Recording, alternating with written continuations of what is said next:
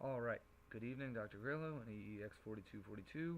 I'm Phil Rappaport, and this is my Cinema Circles discussion. To begin, the three movies I watched, which are ones I've already seen and already would recommend to any viewer, were I Am Sam, starring Sean Penn, Mr. Holland's Opus, starring Richard Dreyfuss, and One Flew Over the Cuckoo's Nest, starring Jack Nicholson. All three movies I very much enjoy, and I would, like I just said before, recommend them to anyone. To start, I watched I Am Sam, starring Sean Penn. Sean Penn is a mentally retarded man.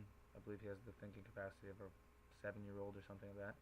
And it goes into the story of his relationship with his daughter, Dakota Fanning, in the movie, and how he attempts to raise her, and the relationship they develop throughout. You see throughout the movie as she grows up more, she begins to develop more than he does, and the conflict in the movie comes about when the state deems him unsuitable to raise her. It's a very good movie. I'm a big fan of the Beatles soundtrack that is involved in it. However, as far as the disabilities involved, it's very recognizable that Sean Penn is suffering from some form of mental retardation, and the entire movie, I'm just going to pull up these questions to make sure I'm answering them right. Sorry about that. I wasn't surprised by any of the challenges that he faced or anything of that nature. It was very interesting to see, although he suffered from some disabilities, he loved his daughter and he clearly wanted to care for her, and he fights with the assistance of, who's the actress? Michelle Pfeiffer, as his attorney, to try to raise his daughter as best he can. Was the story unique? It was unique. I don't think I know anybody who's gone through anything like this before. However, it was a very good movie, and you can clearly see some correlation with disabilities in it, obviously. It's the theme of the movie. The second movie I viewed was Mr. Holland's Opus, which goes into the story of Richard Dreyfuss, who is a struggling composer who goes into teaching as a fallback job, as he thinks. However, you see over time how it becomes his life, and he very much falls in love with teaching and attempting to teach music to all students throughout his career. The disability you encounter throughout that movie is actually in regard to his son, who turns out to be deaf they've learned at a very young age, and you see his relationship develop throughout the movie with his son.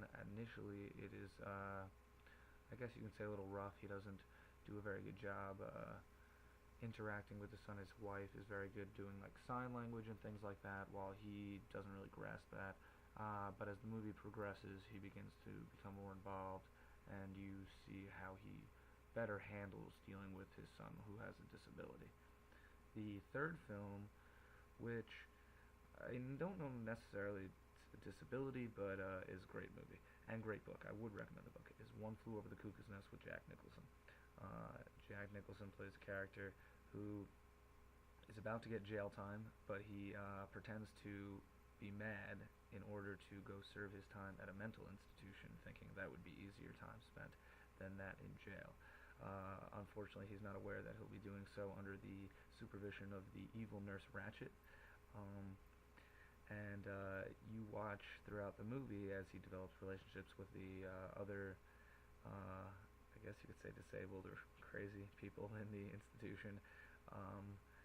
Most specifically, he develops a relationship with, I always forget the name. 1 second. Yes, I'm sorry, I had to pause. With Chief, who he is one of the members in the asylum. He becomes very close with.